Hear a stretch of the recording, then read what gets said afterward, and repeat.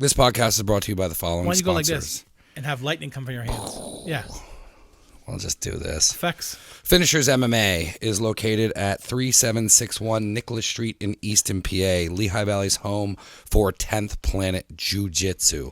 The amount of people that they have over there instructing is insane. They have J.M. Holland, John Thor Blanks opening up 10th Planet Allentown, Zach Meslaney, Grace Gundrum. It is elite teaching over there. They teach self-defense, no-gi jiu-jitsu, and kickboxing. They have a kids martial arts program that is building and growing, and Grace is teaching every single kids class. Get over there. They are the biggest killers in the game. That's 3761 Nicholas Street in Easton, PA. Do you have anything to interject? You didn't let me talk. I don't know. No, I would like trying to get quicker on that. But they have multiple schools, and it's www.finishersmma.com. That has their schedule on there, and it has when they rotate everything. And they have evening classes because if you work and you can't get there, they even have, I think, an 8 o'clock class on Wednesday. The thing I like the best is that they treat people with respect. It's not like one of those weird places you go and they talk down to you and, you know, like I'm a big bad sensei kind of crap. No, not at all. They're super cool guys. Everybody that goes there is nice. Everybody's friendly. It's just a wonderful place to go and learn jiu-jitsu. Wonderful place to go learn choke people. Yeah. Just go choke some people. Every time I've been over there, and I get a little intimidated sometimes going into classes like that, even like going to the gym or like the Y, I get a little uncomfortable, and they make you feel at home there. Super professional. The guys have been doing it for a while. Zach, JM, and Thor all have their black belts. So and they have crazy top-notch equipment. Everything is awesome. It's not some... Yep. Every now and then they do awesome. It's an awesome place. Seminars and stuff there too. So check it out. It's finishersmma.com, and they are located at 3761 Nicholas Street in Easton, PA. Their social media is everywhere, so you can go find them. And thank you guys for being a sponsor. Taylor Edge Wood Company. Drew Hoagland. They make handmade and local crafting and bringing you gorgeous custom wood design. If you're looking for a custom table, nightstand, countertop, and more, they can help you. Drew made this table and that desk. A lot of people always have asked us who did this, and it was Taylor Edge Wood Company. Their social media you can find is Taylor Edge Wood Co. on Facebook and Instagram. Instagram has a lot of the pictures and stuff. That's the best place to follow them. They just got the website up. It should be running by the time this airs, but that's tayloredgewoodco.com, and he's going to have cutting boards on there. Their T-shirts are really cool. I know they're doing fall shirts for that, and he's just a stand-up guy. He's done nothing but help the show since day one and has really ultimate crafting. Yeah, if you're looking to get something different for your home, and you don't want to have the same boring home with the same boring box store, stupid tables that are particle board that are wrapped in crappy vinyl stuff, check him out. He'll come and give you an estimate, let you pick out whatever you want. He's a crazy nut for black walnut, and he loves the stuff, the smell He's of it. Obsessed with crazy. it. It's a little awkward, but he's very very talented. And like I said, if you want something custom and nothing says that you're cool, then I have a damn custom table and you don't. Yeah, and you get professional quotes, and he's also got that he's going to be having that on the website where you'll be able to get quotes off of there. So if you're looking for top-notch, locally sourced, everything's out of Pennsylvania. Yeah, support local people. Yeah, so hit them up. You can hit up tayloredgewoodco@gmail.com for any inquiries on what you need. Instagram's a good way to get a hold of him, and he runs it with his wife, so they're super local to us, and they helped us out since the beginning. So please go check them out, and thank you for being a sponsor. All right, our next sponsor is All Valley Rooter and Plumbing. Jared LaBarba. I've been friends with Jared for almost my entire life, and he came down to the studio looking to sponsor, and we had a long conversation, and he wanted help building in the Nazareth area. He has a lot of work in the Lehigh Valley, but he specifically wanted to get into Nazareth, and we have a really big reach in Nazareth. It's not a big place, but we do have bigger reach than anyone else here. We control the whole We town. own Nazareth. But Jared went through his whole story and told me everything he's doing, and his plumbing is top notch. Yes. They do faucet repair, sub pump replacement, sink installation, pipe installation, leaks, toilet repair, and more. They have 24-hour service, 365 days a year. They charge by the job, not the hour. All services come with a 1-year warranty and guarantee. He's going to be our plumber from now on if we have any problems with the sink and whatnot. Yeah. Having plumbing issues is probably one of the biggest headaches ever. It's one of those things that if something goes bad with your plumbing, it's really bad. There is no minor plumbing issue. And it's good to have someone that's local that you can call, that you know, and say, hey, I really need your help, as opposed to some guy that's going to spend, he's going to take 3 hours to get there and he's going to show up. He's going to overcharge you. It's just not worth it. Go with a local guy, super professional. He can do everything you really want. He lists a bunch of stuff there, but I'm pretty sure he can do pretty much everything involving plumbing. So I'm just going to call him for everything. So. Whatever. Yeah, and you have 2 properties that you can use them for now, too, because you didn't have a good experience. No, they were horrible. I wish you would say who it was. I really hate that. His website is allvalleyrouter.net, and that is the place where you're going to find all of the information you need to get a hold of Jared if you have any plumbing issues, or if you're just trying to get quotes for stuff. But they are 365 days a year. They are open 24 hours, and we want to thank him for being one of our first sponsors on the show. It means a lot, and all you Nazareth peeps or anybody in the Lehigh Valley who wants a trusted, reliable, professional plumber, please contact Jared. And our next sponsor is Rips Auto Detail. I love this guy. Go ahead. One of my favorite guests on the show. Cool. He's a really nice guy. He's a very good DJ also, by the way. Yes, and he's super professional at his job. He's got over 15 years of experience. He's located at 630 North Nelson Street in Allentown, PA. He does paint correction, ceramic coating, interior, and pro auto detail. If you follow him on Rips Auto Detail on Instagram, it's insane what this guy actually does with a car. I am recommending that you go to Popeyes, which is right up the street, and you put fingerprints all over your vehicle, and then you go there, and he will make it perfect again. Yeah, he's got 15 years of experience. He's got a package for everyone.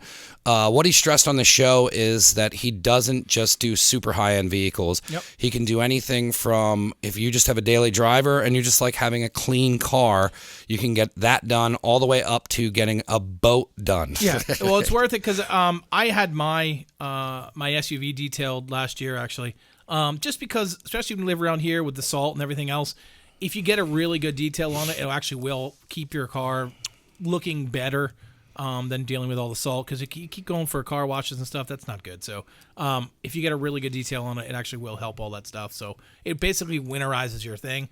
And plus, when it gets nice out, you just go there and get it, just touched up a little bit, get it, refreshed, and you have a car that doesn't look like you're a slob. You can contact him directly on Instagram, and that's at Rips Auto Detail, or you can call him at 484-553-1366. If you really want to know what this guy does, check out our past podcast with him. It's got a boatload of information. I didn't know, I knew he was good at what he was doing, and he opened his own business and all that, but to hear the story of how he got to where he's at and the 15 years experience, he's a super pro. He's a really great guy. Just go check out his stuff at Rips Auto Detail on Instagram, Facebook, and his website is coming soon. So go check him out, and he's one of our first sponsors as well. And we couldn't do the show without all these people, so I want to thank everyone. And shout out to Rips Auto Detail, and give him a follow. And he gives you a free bucket of chicken. No, he does not. He's from Popeyes, says he does. Put that in there. He didn't even like Popeyes. Rips, you need to give out free chicken. Thank you. Check out what he's doing on social media, and we won't use that part. And then we'll end it with, this is a professional Class A operation. Check out the podcast we did with him. Our next sponsor is Valley Prep Meal Prep. This wonderful company is located at 23 South 9th Street in Allentown. They are the premier and elite meal prep in the Lehigh Valley. What separates them from the others is that they're cooking all week long. I went over to their operation. It is legit awesome food. You did not get to try it because I ate it all when he brought the samples. He stole it. He said it was wonderful. Those guys are the ones that do all the meal prep plans for the Iron Pigs. Yeah, they found their niche and they're really growing their company. I'm excited to be a part of what they're doing, and they have, like, I didn't realize that they're doing delivery as well, and that's like a huge backbone of their business is the delivery. So you have no excuse to not do it. No, and the other thing too is they're not delivering you all of your meals one day. They're delivering throughout the week. So they're going to start on Sunday morning, and then they will deliver again on Tuesday and on Thursday, and that's in the evening so that you have time to get your meals after 5. So that means all the stuff is fresh. That means they're cooking continuously throughout the week. That's and awesome. They have people who know what they're doing over there. They have a super creative menu, and you can check out their menu on valleyprep.net, and that's where you're going to find out all of their information on the 3 different plans that they have. It's keto, low calorie, bulk, and I believe they're going to be introducing a athlete program as well, because Bill Lohr, I think, is going to be their first guy on and that. They post it on Instagram and stuff like that a couple days ahead of time, so you can decide if you want in or not. Basically, you pay for the whole week, and they set you up. You can set it for either lunch or lunch and dinner or just dinner.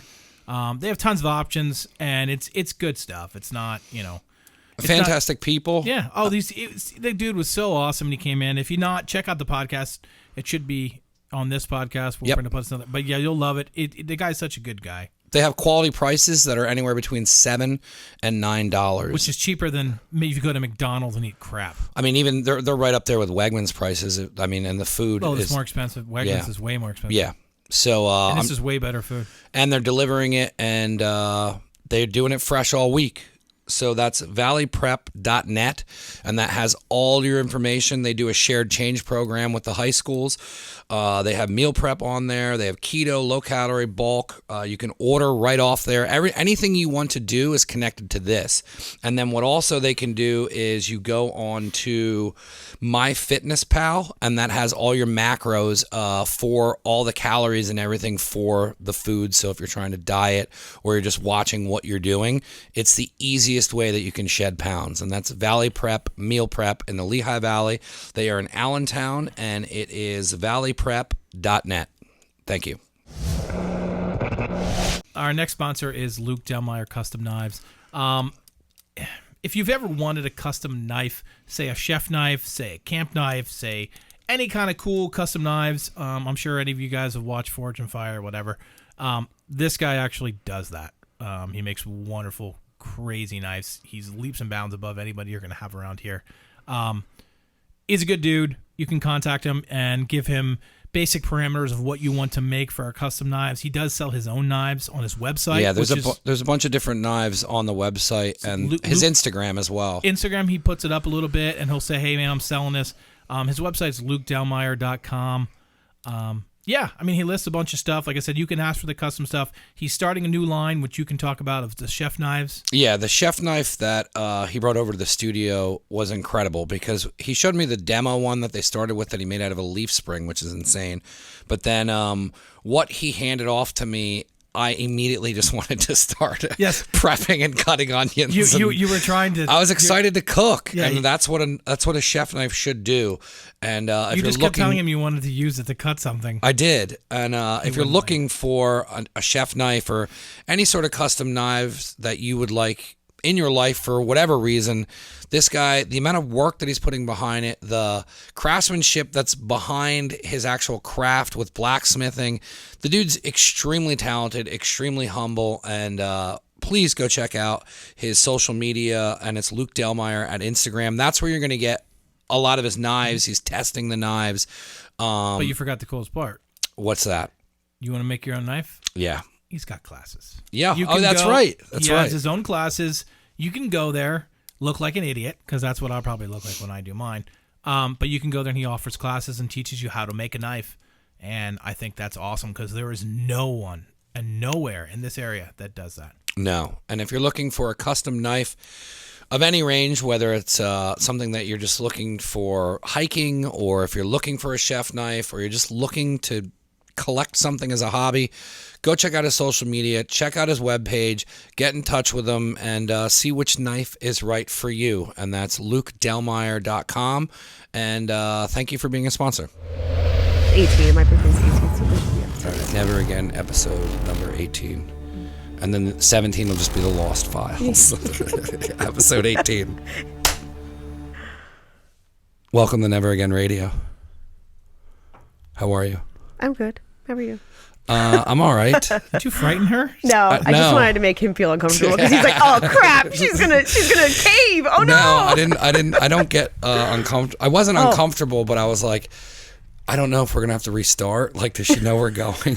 I don't know. I don't know how to introduce. I do now. I just say welcome to Never Again Radio, but sometimes it's too fast for the guests, and then they're caught off guard. And then some people are nervous coming on the show for some reason, and then it can be nerve-wracking. But you played it off well. I tried. You scared me. How are you? I made you nervous. How long have we known each other? I was thinking about that on my way here. It has to be 20 years because remember we went to Atlantic City together. When did we? Just me and you. What about that? What about the time at Penn State when we came up to that house party? Oh no! What? I don't remember that. Yeah, remember we came up there and I got arrested for underage drinking with Kevin. Oh, that party! Oh, yeah. I was like, you didn't come to State College. Oh, that party. Yes, It wasn't my fault. I was just with other stupid people. Oh yeah, there's loads of them everywhere. But was Atlantic City before that? No, Atlantic City was after that. Atlantic City was like 2001, 2. So I knew you since you. Like 18, what was that? 20 years. Penn State. Penn State. I think Hazleton was the party, and then State College. I don't think you came up to State College. I don't remember. We graduated there 2003, but before we graduated, we all went to. Do you remember Deanna? Yeah. We went up to. That's right. Oh my I have God, I those forgot photos. about that. I want to see them. Oh yes, I have. What them. were we up there for? New Year's Eve? Was it right after New Year's Day? Somewhere around there. Who went? You, Josh, me, Carlos, Deanna. I think that was it. Yeah. Yeah. Because I have when pictures. people talk about going to Atlantic City now, Yeah. I don't want to go. Yeah, I but have when no we desire. used to go to Atlantic City back then, it was a fun time to go to Atlantic City because there wasn't casinos around. Yeah, everybody thought it was cool. We were just learning Yeah. how to be adults, sort of, not really. Yeah. So it was like, oh, that's I cool. forgot about that trip. That was so much fun. When's the last time you were in Atlantic City? Have you ever been? Yes. That's a no. Were you there to pick up Criminal or were you there for gambling? No, Steinmetz's bachelor party when I shaved when I had the handlebar mustache. Yeah. And I had Didn't you go to Cucker's bachelor party? Yeah. That was probably the last time I was at Atlantic City. Okay. That was how many years ago? That was 6 years ago. That's nuts. Mm-hmm. What did you do? What did you go for at college? Psychology with a minor in business. So you've always been business oriented. Yeah, but I feel like I didn't really learn anything from the business side of things at Penn State that I applied to my business now. Yeah. I took a business class at night at NACYAC, and then it was just kind of like teachers that were just filling in. Yeah. And then I did learn a little bit, but I only learned it because they partnered me up with a guy who owned a business, and then he was only there because he wanted to know the back end of his business with numbers. So he should have taken accounting. Yeah, he should have taken accounting. Not business. It might have it been in further down the road, with the degree I guess they were doing. There was nothing. But we had to create a business in the class and then sell it. And the guy's like, well, why don't we just use your business as a template? So I learned from him, not the teacher. And then I went for marketing. And then the lady was telling me that I should be selling my T-shirts for $65. And then I stopped going to the class. Oh my gosh. I was like, you have no idea what you're talking about. I wonder what her credentials were. Yeah. I think she was probably a religion teacher at Notre Dame and was working at NACYAC afterwards. A couple extra bucks. Do you think anything from the business classes kind of carried over? No, nothing. I honestly, truly nothing. I feel like I learned more in psychology that I apply to everyday life. Yeah. And then I feel like a lot of sales and business is psychology, right? Psychology helps you sell. Yeah. It helps you read people. Really It makes you help yes. you read, typing people out and figuring out how you're going to make the sale for each different kind of person. Yeah. But no, I don't think there was anything. I'm so sorry, Penn State. Not that they're listening. Penn State, are you listening? I want my money back. Yeah, no. There was nothing. Sorry. But go to school, kids. Go to school. So was psychology before the business? Were you taking the psychology more Yeah. as a major? What did Yep. you want to do with the psychology? Well, I thought I was going to be a psychiatrist. Yeah. And then we moved to Lehigh Valley and I decided that wasn't my thing. So I went into business. I went into my own business because, I mean, I was selling clothes online for years before. Yeah. And I just always thought, oh, this is like a good little, way to make money. I'm passionate about fashion and I like to sell online. So this works out really well. And, oh my God, I keep hitting this thing. You're all Do you hear right. this? Yeah, you're all Hello, right. it's like a drummer. You need to remove that, by the way. I know. You should just cut it. I should. It won't work. No Guys, shit. it won't work.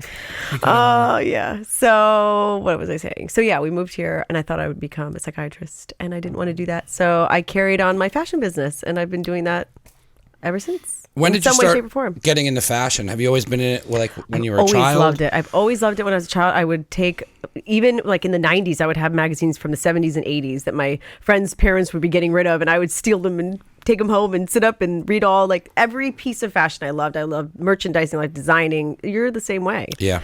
And I just thought all of it was fascinating, but I never knew how to apply that because I thought the right thing to do was to go to school for business or become a doctor or a lawyer. And that was kind of like the path I was supposed to take. Yeah. And that was like the safe way. You want to have a job, you want to do the right things. But I had no idea where fashion would, provide a life for me. Did you think about going to like the Fashion Institute? Yeah, but my parents would not let me go to New York Yeah. City. They were like, no. Do you think that would have? I met the girl from Real World, sir.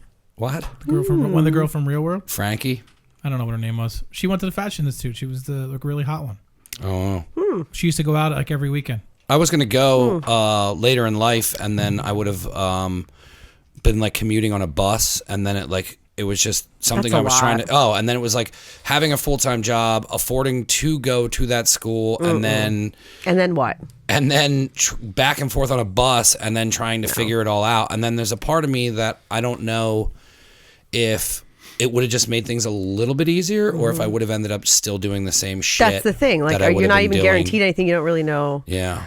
Unless, I would've loved that, or but no. sometimes you can kind of look at that as like, is it just a blank canvas where they allow you to go there and figure it out for 6 That years would be good. and then leave with the idea?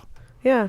You would probably come out thinking something totally different than what you went in for. Yeah. And then there's a part of me that also feels like if you would get into a structured atmosphere like that, how much would it be them telling you what they think should be how it looks? And then when you come out, like sometimes I'll think, how would all this look and my designs be if I would have had someone telling me how to create it?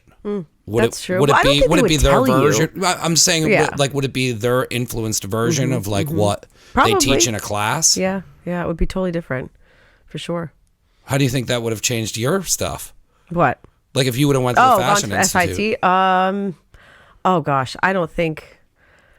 Oh wow, I have no idea. I would have never thought of that. How would your life be different if you went on the path you really wanted to go on? Yeah. Well, first I would have loved to be in New York State. That was like the whole It's thing. awesome.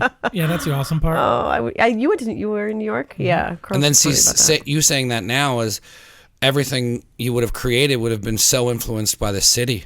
Yeah, and maybe I would have given it up because maybe if I didn't jive right with the school or the whatever, maybe Got I would mugged. Yeah. Well, that too. That wouldn't work out so well for me, would it? No, it's in a good part of Can you imagine it. somebody mugging me? I would just like No. freak out and scream, and Yeah. it would be bad.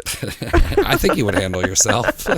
Yeah, maybe take my shoe off and beat him to death. It's an expensive shoe, Let's I'm not sure. try it. Don't like surprise me. Try to mug me. Where did you finally start shifting into gears where you started being like, I think fashion is what I want to do all the time? Because it's like it's a part of your life and like designing and all that, but then being like, no, like what can I do?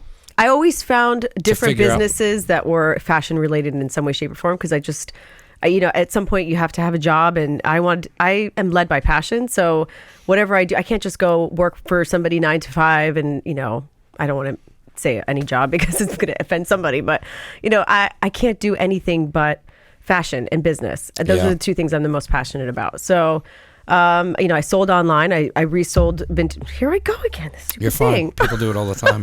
Keep my hands over here. No, that's not natural. I can't do that. All right. Anyways, so there's the Yep. I'm not adding anything out, so Oh, great. no. He usually goes through and edits all the ums Nope. out. Fabulous. Not even close. So I found fashion in one way, shape, or form. I sold stuff online, and then we had our stores.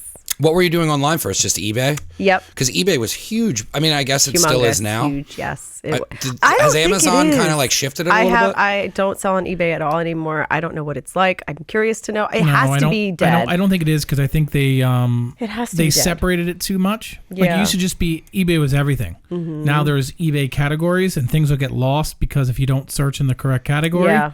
Like you might type something in and it'll give you 4 different categories. Crazy. So if you're not listed in the proper one, you don't. I remember when we were at the height of our game with selling on eBay, and I said to Carlos, this thing's going to burst. Like, there's no way. Somebody's going to come along, and then there was Amazon. Yeah. And, somebody's going to take this and go, wow, this is a great idea. We're going to do it. Yeah, I have $5 billion. I can make it better than you can. So I'm glad that we shifted gears and got away from that and do other things now. And then you shifted gear from eBay, and then you went into opening actual brick and mortar retail. Yes. So we opened our first boutique in 2005. And were you were at that store ever? Velvet? Yeah. No. I worked there. No, the Bethlehem. Of course I know you worked there. You worked at the Bethlehem store. Don't be an ass. No, the first one was Let's Allentown. talk about your employment a little. Let me see if I have a little file here with me. The Allentown one is the first one you opened? Yeah. It was 900 square feet, 600 square feet of store space. And that store did the best per square foot out of all of our stores. Yeah. That was a great store. And then we opened Bethlehem. It looked cool in there. Yeah, it was a neat store. You guys definitely knew what you were doing, and you definitely had your finger on the pulse at that time for what was going on. Yeah, looking back, I don't have any regrets. I'm glad we closed after three years because the economy tanked. Yeah. It's 2008, and everybody, we couldn't sell $300 jeans in Lehigh Valley in 2008. People left and right were losing their homes and everything. And yeah. That's what makes it hard to work in like fashion and selling things that aren't necessities. Yeah. And then it kind of like when everything's going, you have to kind of about that way. Yeah, it sucks. Oh, that's an interesting perspective. It's not a necessity. Yeah. Yeah. It's not a service. And then that's when I started realizing that I have to sell off of people's emotions. You have to make them want to buy it. Absolutely. Yeah, you have to create your brand in every way, shape, or form. Yeah, which is oddly how I learned watching UFC. Because every time they'd do the countdowns and they'd build it up and they had Anthony Bourdain talking over it. And then after it was over, I was like, I'll spend $75. And then I was like, wait a minute. Wow. I was like, you're totally tricking me into buying this stuff.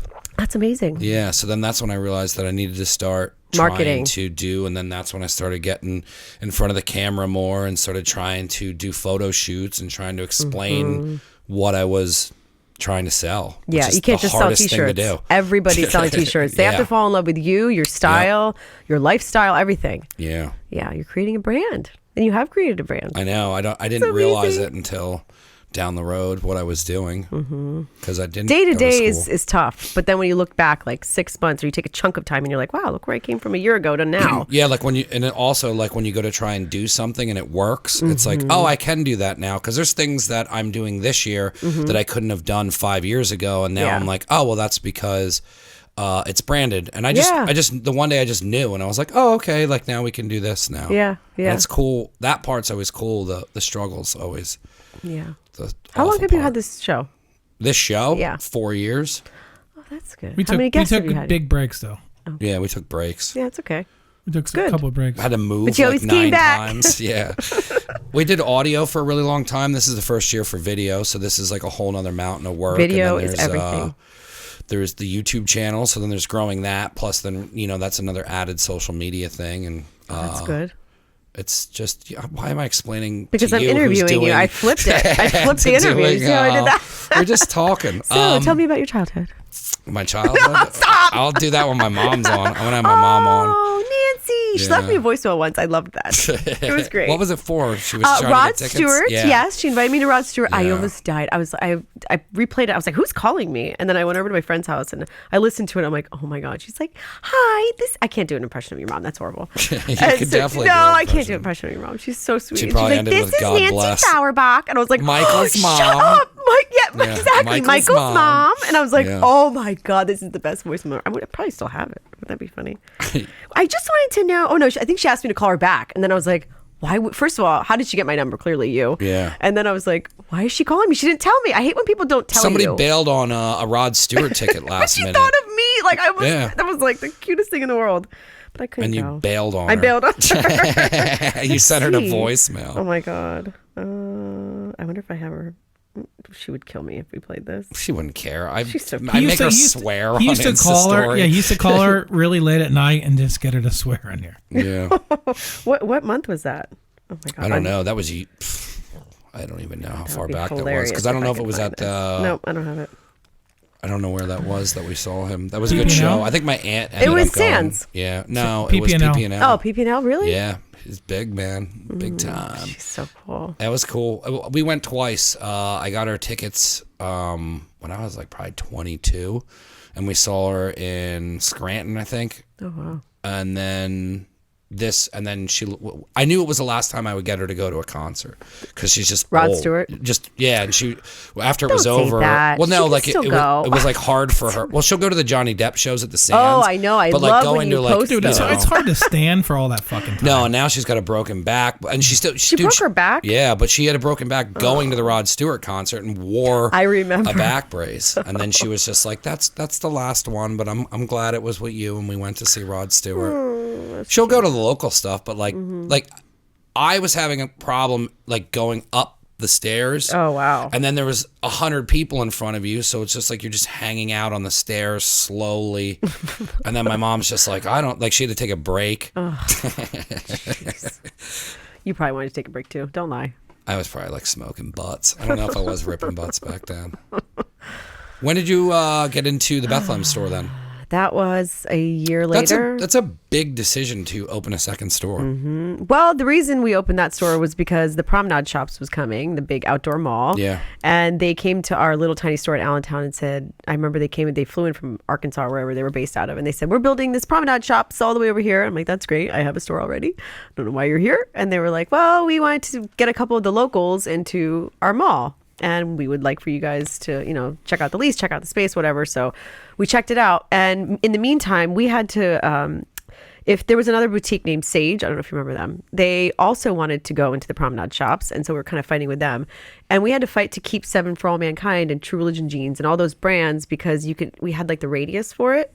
So if Sage put their store at the Promenade, they were outside of a radius from the Allentown store, and they could have gotten all of our denim brands. In the Lehigh Valley. And I wanted to be the only person in Lehigh Valley. I didn't know it's I didn't know about that exclusivities. till I think the dude from Home Base got the Nike contract for the sneakers or something. I could be wrong what it is, but I didn't know that until Exclusives. people were talking that you were the only one who's allowed to sell that. Fought.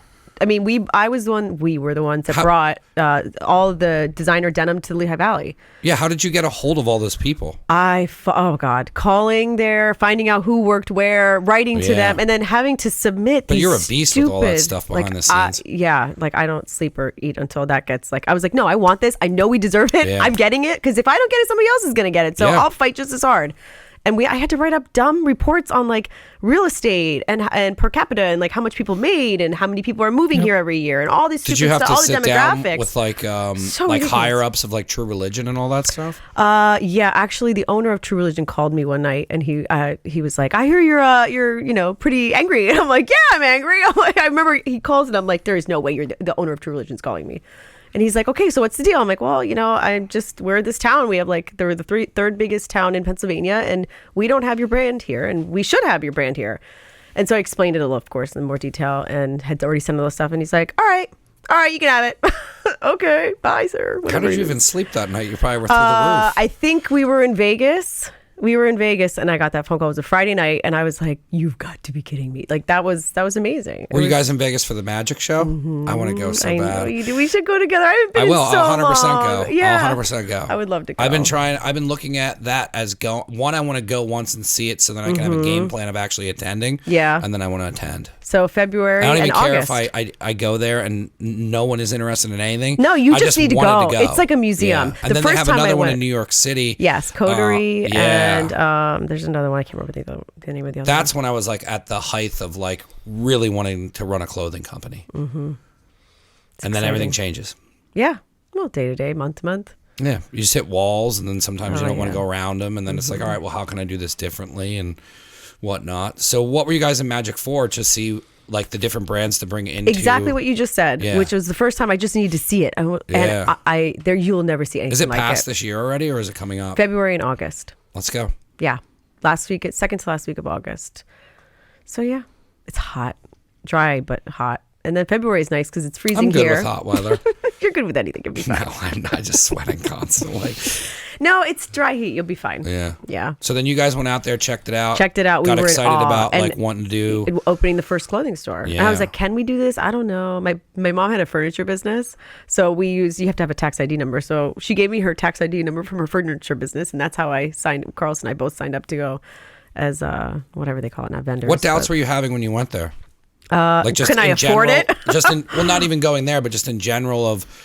How do you do this? How do you Yeah. open up a clothing store? I'd never done that before, but I had always worked like in high school. I'd work and even in college, but I paid attention to like how you close the store at the end of the night. Like we Yeah. always had those little systems. I learned that from Manhattan Bagel and all these other establishments that I worked at. So that's why I didn't learn anything at Penn State. I learned everything from the experience that I had working at other businesses. So the only thing I wanted to know was, can I stock it? Do I have the money to do it? Will I resell it? Am I even going to find brands that I like that I want to carry? Is Yeah, this even 'cause- going to work? Are they going to sell to me? Like, who the hell am I? How does that all work? Then is do you have to get a specific amount of numbers into the store to move? What do you mean? Like say a minimum True order? Yeah. True Religion's like you have us now. You're like yay, Yes. but then they're like you have to spend Yep. $20,000. My first order of 7 jeans, I think, was like $6,800, and I was like, oh, I only got a $10,000 loan from M&T Bank. There goes 68% of it. Like, But that's the thing though, is you didn't I had know how to prove myself. But you didn't know how to run a clothing store. You wanted to run a clothing store. You started getting all your shit together. You started looking into it. Learn as you go. got a business loan and you just opened it and you guys ran it. Yeah. Yeah. I knew management enough because when you're young, especially, and all you're doing is working and you don't have anything else going on for you, you're focused on that. That's like you live, eat, and breathe that. If I tried to do a store now, even with all my experience, like I've got, house and kids and car payments, all this other stupid stuff that I've got going in my life. I just could not be what I was back then. And that was like, I lived, my whole life was having that store and running that store. And I looking back, I think I did really well with it, but I don't think I could do that now. I don't think I have the patience for it. But yeah, it was good. Brick and mortar is also a whole nother monster. Yeah, employees. That was the thing I learned from that business class. Is I went in there and I said that at that point I was looking to opening up a store. Yeah, and I was going to open. What up, year was that? Oof, I don't even know. What the hell was I doing even that long ago? I knew Like I probably recent, like 5 years or 10 years or how long? No, because I've only been doing the clothing. It was probably 6 or 7 years ago, 8 at the most. Because I was only probably 2 or 3 years into the clothing. I knew I was probably working at a job I hated, but then I had to go to night school at the time. And when I sat down with the guy, I was like, well, I'm thinking about opening up a shop. And he's just like, you should absolutely not get into brick and mortar at all. It was right when the internet was just starting to get going for sales. And he's like, you can build a web page and you can do everything and you won't have any overhead and you can do it all out of your house and you just mail stuff out. Yeah, it's such a I different. wish I still had his contact. He had something to do with or was connected directly with the guy who started Burton Snowboards. That would be a great contact to have. Yeah. I think the last time I emailed him, he didn't get back to me, and I was just like, I'm not bothering this guy.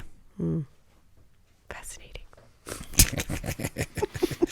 So you guys got 2 stores open now. How crazy is it running 2 stores and having 2 stores with 2 separate employees for each store? Crazy. Because that probably Insane. separated you and Carlos. Were now He didn't work in the stores. Are you kidding me? did Did he work in a store? No, he never worked a day in the store. so then you just had to have It managers was just me. that Yeah. you trusted to. Don't you remember them? I do, but I'm just saying, like, Yeah. you had to have people run a store and have to put faith in somebody being in charge of your store, and it's no longer like your baby. Now you got like 2 stores. That's right. Did you open a third then? Yep. Then we opened Promenade. I only opened Bethlehem. I signed a 3-year lease, or was it a 1-year lease? I don't remember. But we left after a year because I only wanted that store to hold the exclusivity of the Lehigh Valley. So now I'm like, well, now I have 2 stores. So now I've got this spot and this spot over here, and now like Allentown, Bethlehem. So we're spanning the Lehigh Valley. So I had that over, at True Religion and Sevens and Citizens and Hudson and everybody. I was like, I have 2 stores, so you can't sell to anybody else but me. I'll give you all the money you need. I'll take care of it all. So it was a lot to keep up with that. Dude, that's breaking even crazy. just to make sure everyone had their denim and that nobody could take my brands. And then we got the Promenade store. So we opened at Promenade and we closed the Bethlehem store because now we still had 2 stores. Yeah. And we had now Allentown and Center Valley. And they were still trying, like people were still trying to bring the denim to Easton and areas like that. But, I stomped my feet. I'm like, I'm $20,000 order. Like, let me be the only one that has it. Yeah. So the week we closed our Promenade store, Macy's started carrying our denim. Is They weren't denim allowed still to. huge like it was back then? I have no idea. I don't think so. I think it's different now. People are really excited about finding cheaper stuff. So Yeah. back then it was like my jeans are $180. I still have the pair that I got from the store. I still wear Really? them. Yeah. Oh, look at you. Are they diesel? Yeah, they're the diesel ones because I would wear shorts and you guys are like, you can't wear shorts You here. have to wear denim. I was like, what about these Tommy Bahama ones Oh my on sale over in the back rack? You're like, fine, but you Did you have wear to wear Lacoste? jeans. Did you get I did. any I had Lacoste? Lacoste. Oh I my definitely God. outgrew those. Yeah. But I used to have a pink Lacoste, and I remember Carlos has a Josh pink would just Lacoste. be like, dude, what are you wearing? He was jealous of it. That's why he wanted was. it. Every now and then I'd come out with it, and he'd be like, well, you look normal. That's amazing. Yeah. Yeah. So, yep, we had the Promenade store. That was 6,000 square feet. And that was a men's store and a women's store. Yeah. So it was a whole lot. What was the shift then after that? The shift was the economy and the fact that we were paying almost $20,000 a month in rent. Yeah.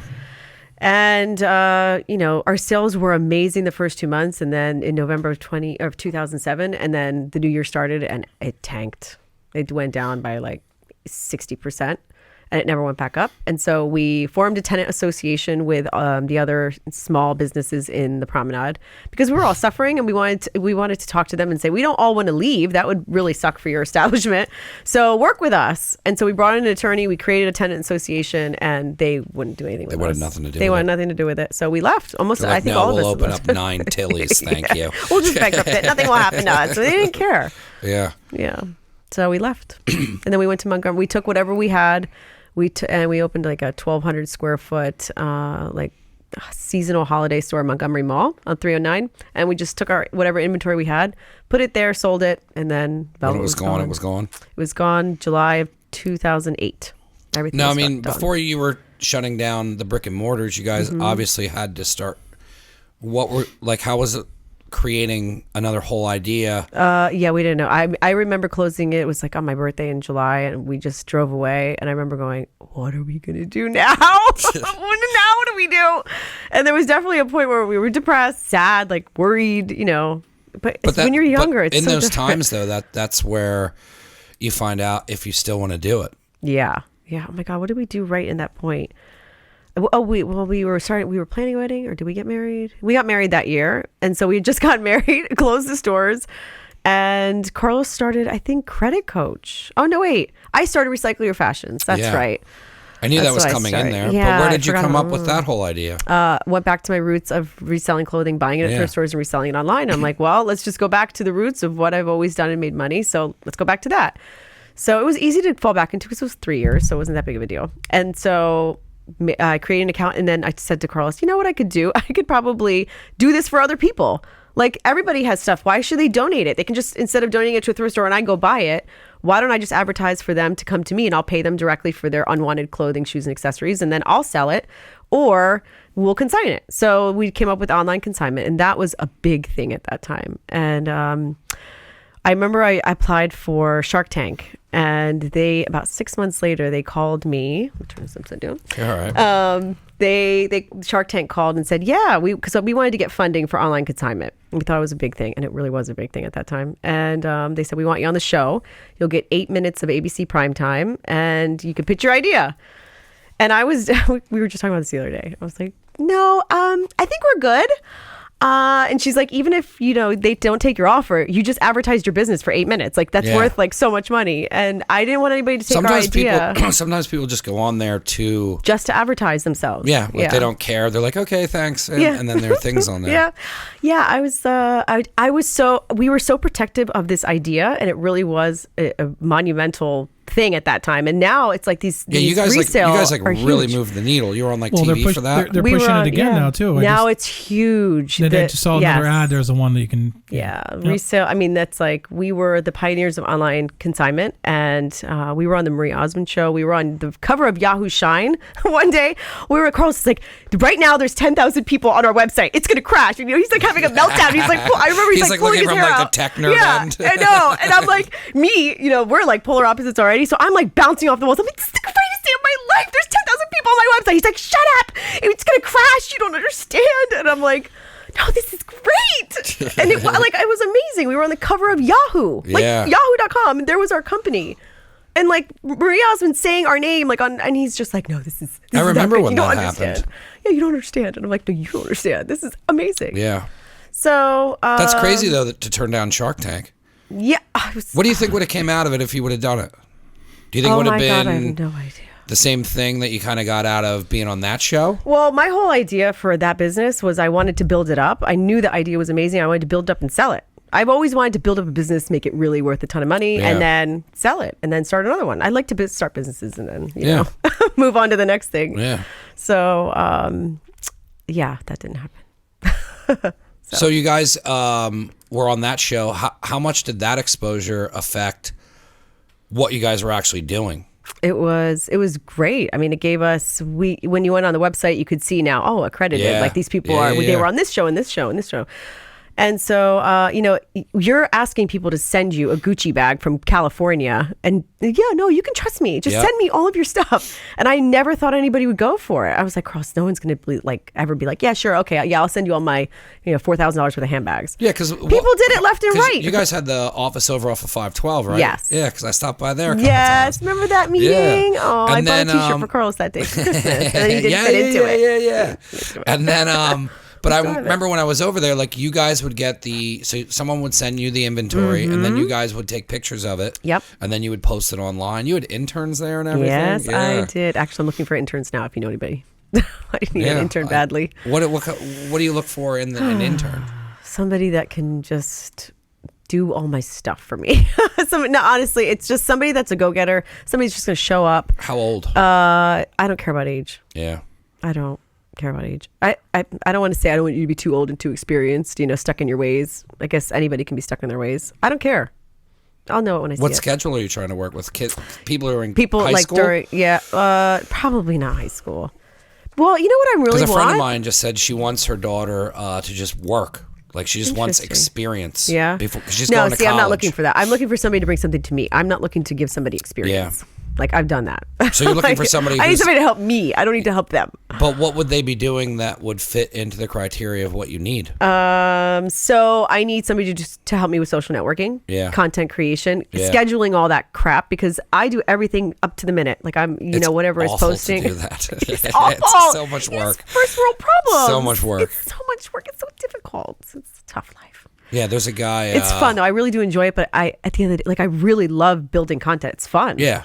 But it's exhausting. It's exhausting because then it's like when you don't feel like doing it. Yep. You still gotta do it. The other day, because I haven't popped on and been on in a little bit, and then I was thinking about how I started going on when I first did it was just being dumb, and then the other day I was like, I'll go on, and then I was just in a funk, and then I was just like, nah, I don't want to go on. It's not good stuff. Yeah, but you need to keep constantly going through that. Like the Reload Rub guy. We're eventually going to have him Skype in. And when I talked to him on the phone, I was like, dude, I see he's on his story so much that I think there's less time he's spending in real life than actually, would you say that's correct? The amount of time that dude's on? Yeah, he's what trying to do more Who things. Is this guy? They have seasonings for barbecue and stuff. Where's he it's based awesome out of? stuff. I think Tennessee. Yeah, it's awesome. Interesting place to live too. So there must be a lot of content out there. Yeah, he cooks every night. So how he started was he was a big hunter. Yeah, and he was trying to get his wife to try all the stuff. Yeah, so he started making seasonings to say here's venison, and she was like, and then she was like, wow, this is good, and then everybody started asking him for a little bit, hey, let me try some. And then all of a sudden he's like, they were going to these crazy bazaars and ordering crates of seasoning so they can go and mix it all together. And they're I like, love watching we're businesses really like that far grow. ahead of everybody. And he's like, we should probably sell this stuff. Yeah. And it's really good. But I tell you, they do it right. When I ordered mine, it comes beautiful handwritten thank you note. Yeah, see, I do that with my That's 100% his wife. Every bottle is like Photocopy. sure. Every bottle's wrapped in like different Yeah. wrapping paper. It has like Yeah. its own thing. It's It's awesome. all from the dollar store. I do that. They get it in. They have it in a couple stores and stuff like that. Oh, so, good for them. But what that dude does, like every night he cooks dinner and then but it's a shows- recipe Yep. that you can make with Oh, the spice. wow, that is a lot. But of like work. he's He cooks on it every so night. much, I was just like, dude. Well, he's getting you're a sponsors monster. that do like giveaways and stuff now. Yeah. So he's slowly Yeah, it's gonna get more commercial. And he might, they might give him stuff, and then he's contracted to having to post. Yeah. And then when you Collaborating. get a bunch of different I stuff, hope we get like that too. I'd love this every 10 minutes have to talk about something. get up on that Insta story, bro. That's what I'm saying. I don't care. If you give me money, I'll advertise anything. It's tough doing all that stuff. Yes. I want to get into it in a second, but I kind of want to speed up the timeline. So you closed all the stores. You started to recycle your fashion. Where did you realize that you needed to move out of doing that? I had a baby 2 months early. That was the steady decline of that because Yeah. I thought he would come on time, which was the end of May, and I would work in my office up until the time he was born, and then by then I would be prepared to leave, and everybody would be trained and good. But he came on April 1st, fooled me, and That's a cool birthday. yeah, it is. He's like, I have the best birthday ever. I'm like, yeah, sure, whatever. I begged them to keep you in there until April 2nd, but that didn't happen. So, yeah, he came early, and then, he was about 3 pounds, 10 ounces, was in the NICU for 2 months. So I was now driving to the hospital to visit Yeah. him, You coming to stopped the caring about hospital. everything I else just except for that didn't. kid. Yeah. And then Zara, and now I got another. Like, it's just too much. And I lost that fire for it. So Yeah. How did you shift gears out of that then? we closed the office, and then we brought everything back to our house, and we had one of our, did you meet Sam? You met Sam when you came in there. I love Probably. Sam. I love her. So she would come to our house and just pick up the clothes, and I would give her a list of all the things she needed to list online. I would steam them, take pictures, and then she would come and pick them up with the little hard drive, and she would go home and list them all on eBay for us, and then she would bring them back, and then we would file them away, and then she'd pick up every time she wanted to, there was like twice a week where she would do pickups. Yeah. We had to make it work somehow. Yeah. You had to Because you weren't acclimate to just the going new. to stop. No, you can't. We have all that You now inventory. you now and- have 2 kids, and now you need more money to come in because you have a full family. Yeah. So how are we going to keep this going? And I loved it. Like, I didn't want to give it up, but I had to focus on my family. So yeah, but then that steadily declined. I couldn't keep giving her an income that she needed for her life. Yeah. So she started working at this thrift store. I think she's still there. I hope she's still there. That was ironic that she went to a thrift store after us. And and it's steadily declined. So. And then what was your move after that? So in between there somewhere, Carlos was doing credit coach for a while. Did you remember that? Yeah, he had like a credit repair business because that was like a big thing in 2008 and 9, maybe even 2010. So I would like help him with that while I was doing my stuff. And then he realized Recycling Fashions was taking off so much, and he was building the website for that. So he stopped doing credit coach, went with Recycling Fashions. And then when that went down, let's see, that was like 2014. What did we start doing? He was getting into web design. And Do you think the amount, do you think that you guys came up with a formula for running a business that worked so well with the two of you that you guys could just keep dipping? I mean, there's a lot of people that would have been in your situation and then would have been like, I had to get a job. Yeah. Not saying that what always- you do is we not a job, always but you ask guys each other have that. always Yeah. been like, and that's Hustlers. so huge. No, I wouldn't say, I mean, you guys are hustlers, but for you guys to have the same vision and then be able to work off of each other and then run businesses that are successful, and then if something happens like the economy or children or things like that, for you guys to just be able to be like move, open, like that's really hard to do. Survivors. Yeah. That's Yeah. not easy to just keep No. opening different businesses and then being like, okay, well, we're starting another business now. Yeah. Yeah. It's funny. I don't ever remember the moment of like, okay, now we're starting this business. Let's Yeah. go. It just kind of would be like, well, I have this idea. Okay. All right. Let's try a little bit. Let's go this way. And it just would kind of like, organically start to grow. And then Yeah. we never had like a plan or a vision for it. We were like, this looks like a good idea. This is a niche. This is good. We don't, this is the investment. Yeah. How are we And going to do a it? lot of it was probably A lot of niche. from seeing it on the outside. It's just like you guys deciding on what you wanted to do and then having the courage to actually do it. Yeah. Which is, I think a lot of people will take a step back, or they look at too much, and like I feel like you guys didn't look at any of those closing downs as failures, which is how you shouldn't have looked at it. There was definitely, we did say we are failures to each other. Sure we did. So Cried and screamed and fought. Yeah. Yeah. Oh yeah. A lot. Many times. All the time. That comes with it. But then again, we've never not worked with each other since the day we met. We've always done something together. We've never, he worked at Boscov's and Lowe's and whatever else, Home Depot. Home Depot, no, I remember that. He would say that people would be stealing stuff. And he would be like, I'm not chasing that guy. Josh worked there with him.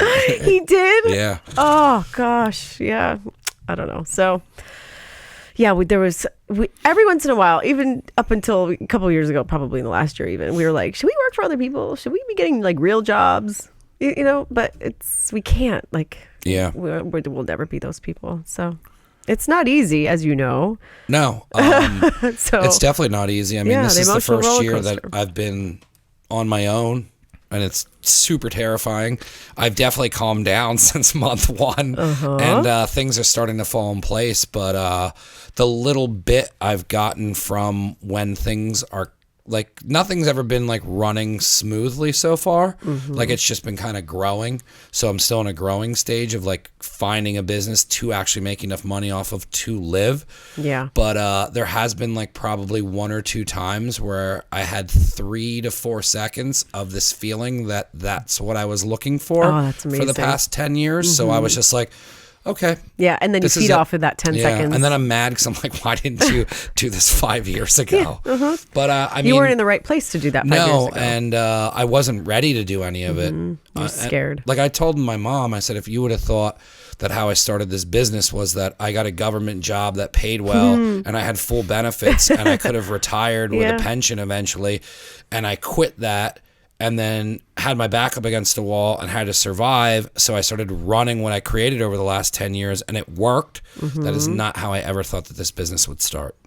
I bet every business owner, small business owner, entrepreneur can say that exact statement. Because, I mean, over the years, I just thought that it would catch on. It would somehow, there would be a break. There would be something that I created that would go a little viral. There was one point where Kevin Patton was working sales for me, and he almost got us into Pac Sun.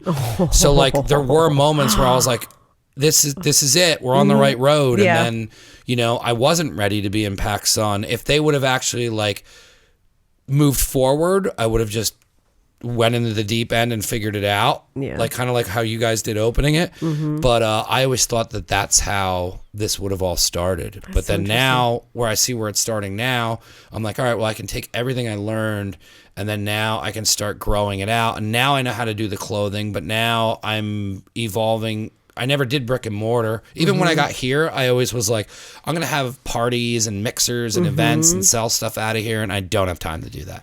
Interesting. Those are tough. I do them weekly. You were at my house last week when I was leaving for one. But they are fun. That Friday one was a lot of fun, actually. We had a really good time. Really good turnout. Good crowd. Yes, you know, you do that too. I'll get into all that, but in closing, what I was saying, like, yeah, it's tough. It's tough. It's scary. You just have to do it. Yeah. Every single ththing, like for me, going live on Facebook and Instagram is really difficult for me. People find that hard to believe, but I'm petrified. And it takes me months to like build it up just to like get on and talk about a pair of earrings or a bracelet or lip gloss. And then once I'm on there, it kind of gets easier.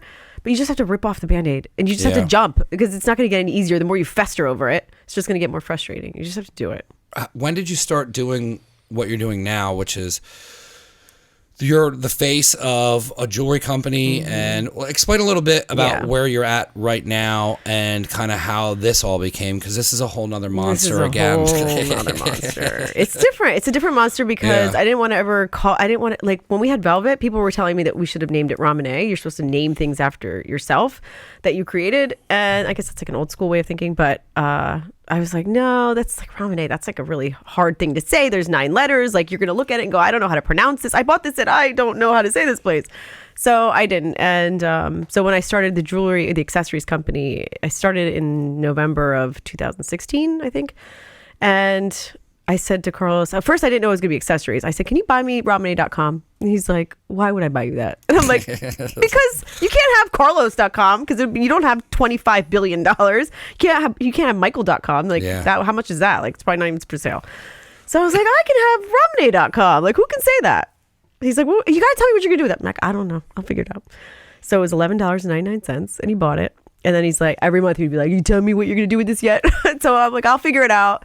Taking care of a newborn, trying to figure out life. And then all of a sudden one day I was like, and literally it was like one day I'm like, accessories. I'm going to do accessories because I'm seeing all these other accessories companies doing this and they're doing it all wrong. And I don't like how they're doing it. And I think it's I'm going to do that better. I think it's important to highlight that part is that when somebody goes to start something and like you starting that, or like the other day when I was jogging, like I've been going over like show ideas and stuff, and like I'm almost there with it, but it's probably going to take me another month to dial it in. Yeah. And I think it's important for people to realize that there is a time period of figuring it out. It isn't just somebody is like, you know what I'm going to do is this. It's like there's a lot of thought that goes into it. There's a lot of thinking that goes into it. There's a lot of like daydreaming. Yeah, you spend a lot of time daydreaming. And like once you figure out how to take visually what's in your head and you're like, you know what, like I can see myself doing that, and then having the courage to do it, that's when you can start chasing after dreams. But if you don't have that, I've never. It's funny that you're talking about courage because like I never questioned it. Like I would just be like, okay, that's a good idea, let's do it. Yeah, let's do this, let's try this. I never thought of like, oh, I don't have the courage to do that. I don't know, I'm scared. I've never been afraid. Not so much I never overthought it. I would just do it. Yeah, not so much like afraid to actually run the business, but like. Okay to like say your idea out loud. Oh, okay. Oh, yeah. Okay, now I know what you mean. Like with the online consignment thing, where I was like, "Who's going to send me a Gucci bag from like California?" Yeah, or like Carlos being like, "Tell me what you're going to do with it." I'm not ready to talk about it yet. It's not there yet. It's not there yet. It's got to go in. It's got to grow a little bit. It's got to come out, and then it's like, It was an aha moment. Yeah. And then I was like, no, I've been to these jewelry parties where the jewelry was so expensive and I wanted to buy a couple things, but I couldn't because it was like $100 for a pair of earrings. Well, that's dumb to me. And then like things online that I saw that I didn't like, I was like, I could do that better. And then I realized I have all my resources from my clothing stores, the accessories that I sold there. I wonder if they're still around. Called them up, found out they're still around, found new suppliers overseas. And just put a whole list of people together that I really liked and put my own collection together, buying wholesale from all of them. And then feeling it out and launching it was scary because you can put it out in the world. I told everybody like, I'm working on something. And then all of a sudden, February 2nd, we launched it. And I was like, what's everybody going to think? I said to him, I go, if we would have put all this work into launched a YouTube channel and had 3 people watch how much work goes into this, I don't know what I would have done. But we had solid numbers to me. You know what I mean? Like 100 views is big to me because I know what it's like. I know how hard it is to get your name out there. I know how hard it is to tell somebody to subscribe to something. It's not easy work. And if we would have done all of that and then been like, here it is, everybody, and then crickets. It's 3 people. Cue the sound of the crickets, please. Yeah, that sucks. Yeah. Getting your hopes up is really tough. Do you try and like come out on the idea with your hopes not too high? I do try. I catch myself because a lot of things in life. Like, what are you doing? Come back down here. Come back down here. Let's not get our hopes up. Let's just hope for the best. Yeah, I think I learned that the first time. I had a bunch of T-shirts and I thought it was a cool design, and then nobody bought them. Those are hard to swallow because they're your babies. They're I've your had ideas. many events. I'd say 50% of my events, people don't show up, or I thought maybe I was going to have 30 people and I have 5 people, and I'm like, oh, okay. All right, we're still going to do this. But then next week, somebody will contact me and they'll want me to do their bridal party, and then they'll hear about it, another person, and we'll style a whole bunch of people. And then I'm like, okay, I'm back. Did that part of it evolve from, because you launched the website and then you're just selling jewelry at this point? Jewelry, accessories. Remember that scarf? I still am looking for that scarf. I know I have it somewhere. I have that scarf with the pom-poms for you somewhere. I do scarves and bags. When I get my hands on really good stuff that I see that I'm like, oh, my customers would love this, then we launch a handbag week. Yeah. But it's mostly earrings, bracelets, necklaces. When did you start doing like the pop-ups and that kind of stuff? That was a year in. Did that come after? Because you were like, look, I can get into this market a little bit harder. Well, people were asking me, can I host a pop-up for you at my house? Because that's what a lot of women do. Like we get together and have purse parties and jewelry parties. And I was never into that stuff. And I was like, do you think anyone does that with guns? I would hope so. A gun party? Yeah. Oh, I love it. That's not PC. You'd probably need like more licensing to host something like that. That's interesting. Yeah. The NRA could definitely You fund know that. what though? They do have. I was just they trying do to have, think like what guys do for those things. I've always said that at every they- show. I asked the women, I'm like, what's the male equivalent to this? Well, and they said beer Listen, swaps. No, Like you no, get, not even that. They have one that they sell, like the Man Grate. Did you ever hear of that? They used to have hell the is commercials that? on Sirius and all that stuff. nope, don't know. It's a cast iron thing you put on your grill, and it actually puts sear marks. But they'll actually have like, it'll be all man stuff. So it'll be like bacon. It's all about party. grilling and like food. Beef. Yeah. Yeah. Well, Oh, they do have Venison. them. They see, do like have them.